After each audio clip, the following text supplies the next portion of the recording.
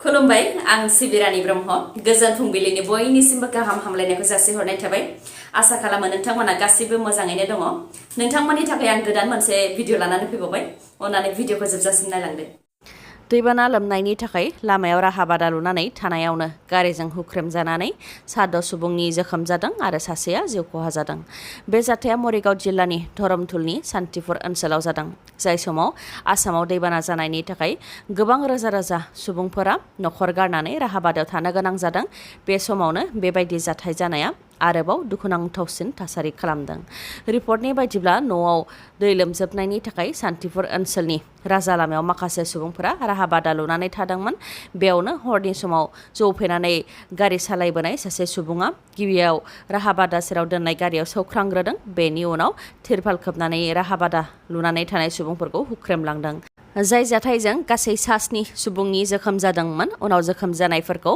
गुवाहाटीनि GMCH देहा फाहामसालियाव लानानै थांनाय जादोंमोन नाथाय बाबु दास मुंनि सासे सुबुङा जिउ गोमादों जोखोम जानायफोरनि मादाव सासे 9 दाननि उन्दै गथ'साबो दंमोन जोखोम जानायफोरनि मुङा फारियै रामपाल दास नवजित दास सन्जीब संगीता दास राजु दास आरो शिबा दास गारिजों हुख्रेमनाय जाथाय जानायनि उनाव जाथायजों जिउ खोमानांनाय न'खरनो मरिगाव जिल्ला प्रशासना 2 लाख रांनि अनसुंथाइ होदों जाथाय जाखांनायनि उनाव जौ लोंनानै हरनि समाव गारि सालायनाय दुथाङा खारदोंमोन उनाव पुलिसनि आखायाव हमजाफिनदों गाबोन अखानायब्लानो फोसावजासिगोन हायार सेकेन्डारि फाइनाल इयारनि फिथाइया गोलाव समनिफ्रायनो फरायसाफोरा हायार सेकेन्डारि फाइनाल इयारनि रिजाल्टखौ मोननो थाखाय नेनानै दंमोन गाबोननो अदेबानि 27 जुनावनो फरायसाफोरा गाव गावनि रिजाल्टखौ नायनो हासिगोन फुंनि 9 रिंगानिफ्रायनो रिजाल्टखौ नायनो हागोन गासै 6 वेबसाइट फोसावनानै होदों बेनि अनगायैबो एन्ड्रइड एप उपलब्ध एपखौ गुगल प्ले स्ट'रनिफ्राय डाउनल'ड खालामनानै रिजाल्टखौ बे एपनिफ्रायबो नायनो हागोन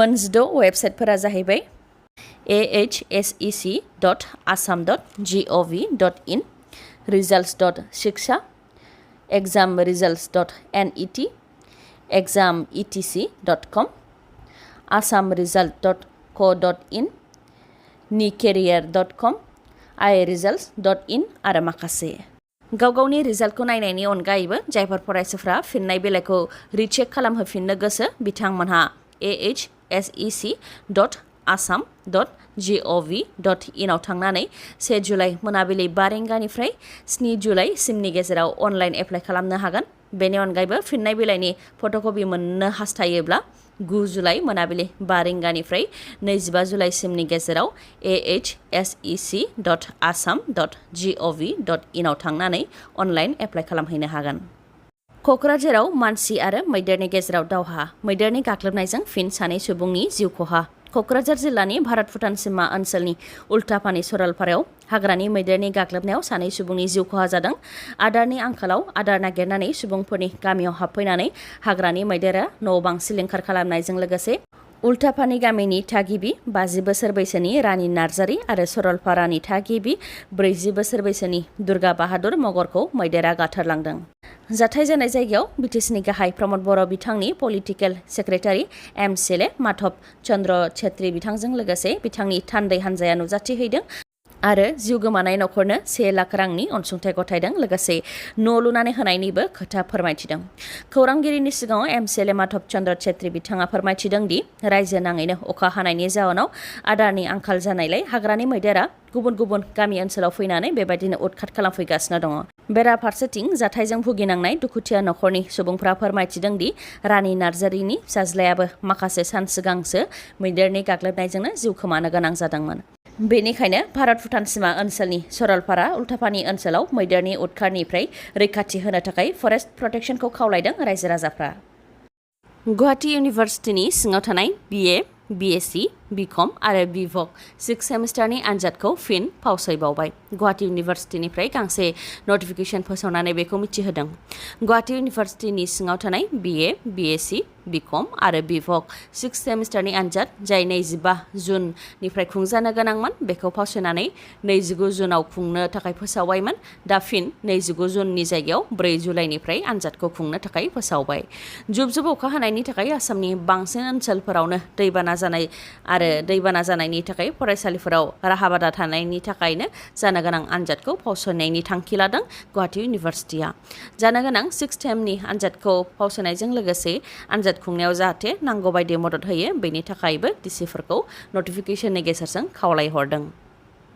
गोलाव समनिफ्रायनो फोरोंगिरिफोरा ट्रेन्सफार खालामनायखौ लानानै जि दाबि खालामबोदोंमोन बेनि थाखाय केबिनेटआव Assam elementary and secondary school teachers regulations of posting and transfer rules 2022 खौ पास खालामबाय। बेनि गेजेरजों फोरोंगिरिफ्रा मोनसे जिल्लानिफ्राय गुबुन मोनसे जिल्लासिम आरो जिल्लानि सिङावनो ट्रेन्सफार जानो हासिगोन। लोगोसे मिउचुएल ट्रेन्सफारा गासै बोसोरावनो जाबाय थागोन। ट्रेन्सफार खालामनायनि बेलायाव गुबैयै आइजो फोरोंगिरि एबा जायफोर बिसि फिसाय गुबुन गुबुन जायगायाव थानो गोनां जादों आरो जायफोरा 10 बोसोरसिमाव खेबसेबो ट्रेन्सफार जायाखै बिथांमोनखौ गिबिसिन खाबु होनाय जागोन। ट्रेन्सफार खालामनायनि थाखाय एप्रिल दानाव अनलाइन एप्लाइ खालामनो नांगोन आरो जुलाइ दानाव ट्रेन्सफारखौ खालामगोन जाहाथे फरायसाफोरखौ फोरोंनायाव जेबो खहा जाया।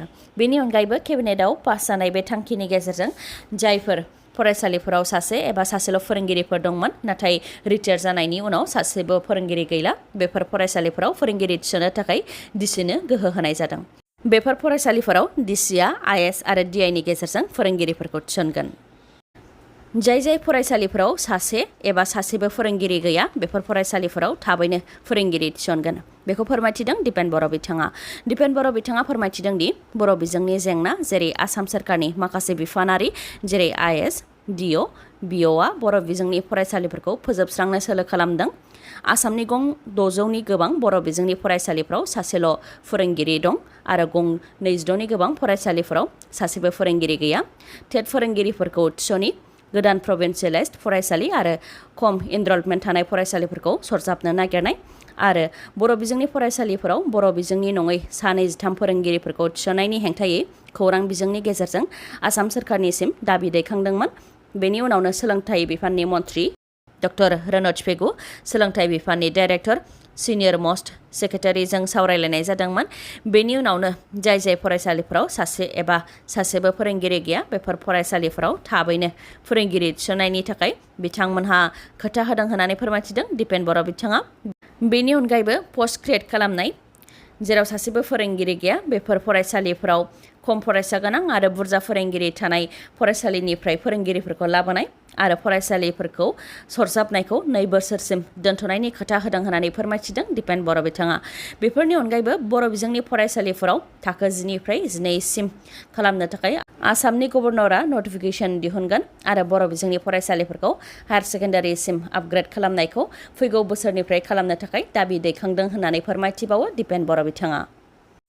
फैगौ 2024 मायथाइयाव जानो गोनां लकसभा बिसायख'थिनि उनाव भारतआव रायजोआ मोन 50 सिम जाहैगोन होननानै फोरमायथिदों कर्नाटकनि बिजेपिनि मन्थ्रि उमेश काट्टी बिथाङा।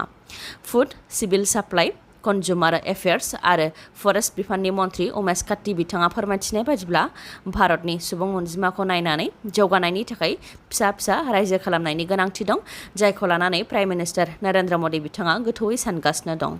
मन्थ्रि उमेश काट्टी बिथाङा फोरमायथिबावनाय बायदिब्ला महाराष्ट्रखौ मोन 3 रायजोआव बोखावगोन कर्नाटकखौ 2 उत्तर प्रदेशखौ 4 आरो बेबायदिनो माखासे रायजोफोरखौ बोखावगोन होननानै फोरमायथिदों।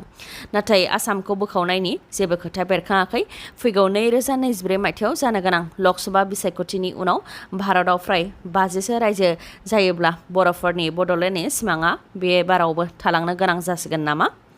बर'फोरनि गोलाव समनिफ्रायनो आलादा बड'लेण्डनि थाखाय सोमावसारनाया ओरैनो थांसिगोन नामा बेनि सायाव गोबां सोंलु बेरखांदों। बेराफारसेथिं कर्नाटकनि मन्थ्रि उमेश काट्टी बिथांनि बुंनाय रावा बेसेबां मोगथां महर मोनगोन बेखौ समाजा खोन्थागोन। थाखो 9आव फरायनाय फरायसाफोरनि थाखाय गोदान थांखि लादों आसाम सोरखारा। थाखो 9आव फरायनाय फरायसाफोरनि थाखाय आसामनि केबिनेटआव आर'हान बिथांखिखौ एप्रुभ खालामबाय। बे बिथांखिनि गेजेरजों आसामनि मोनफ्रोमबो सोरखारि फरायसालि आरो प्रभिन्सियेलाइज्ड फरायसालिफोरनिफ्राय थाखो 9आव फरायनाय फरायसाफोरखौ सानैयै सायख'नाय जागोन। फरायसालिनि रोंग'थि गोनांसिन फरायसाफोरखौनो सानैयै सायख'नाय जागोन। बेबायदिनो आसामनि गं 4375 फरायसालिफोरनिफ्राय थाखो 9आव फरायनाय टप 2 सा 8750 फरायसाफोरखौ सायख'नाय जागोन। इउनिट टेस्ट हाफ इयारलि आनजाद आरो गुणोत्सबनि सायाव बिथा खालामनानैनो फरायसाफोरखौ सायख'नाय जागोन आरो सायख'जानाय फरायसाफोरखौ थाखो 12 सिम गाइड खालामनायजों लोगोसे मदद होनाय जागोन। बे आर'हान बिथांखिनि गेजेरजों मोनफ्रोमबो फरायसालिनि थाखो 9 नि टप 2 खौ सायख'नाया एकाडेमिक इयारनि जुलाइ दाननिफ्राय जागोन। सायख'जानाय फरायसाफोरखौ गाइड आरो मदद होनायजों लोगोसे बोसोराव 2000 राङै होनाय जागोन। लेपटप, टेब्लेट बायदि होनाय जागोन। IIT, engineering college, medical college, university, research institute बेफोराव बेसेन नाङालासे नायगिदिंहैनो थाखाय लांनाय जागोन। आरो बेबायदियैनो सायख'जानाय फरायसाफोरखौ गुबुन रोखोमै गाइड खालामनाय जागोन। मिथिहोबावनाय मोनफ्रोमबो सोरखारि आरो प्रभिन्सियेलाइज्ड फरायसालिफोरनिफ्राय सानैयै फरायसाफोरखौ सायख'नाय जागोन। जुदि फरायसालिया हौवासा आरो हिन्जावसाफोरनि फरायसालिबा सासे हिन्जावसा आरो सासे हौवासाखौ सायख'नाय जागोन।